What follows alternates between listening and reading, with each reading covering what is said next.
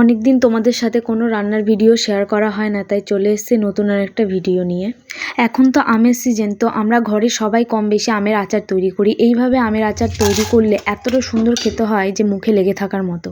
1 কেজির মতো আম নিয়েছি, আমটাকে কেটে নিয়েছি। আর মশলার জন্য নিয়েছি জিরে, 5 ফোড়ন, ধনিয়া, শুকনো লঙ্কা। এগুলোকে শুকনো খোলায় ভেজে নেব।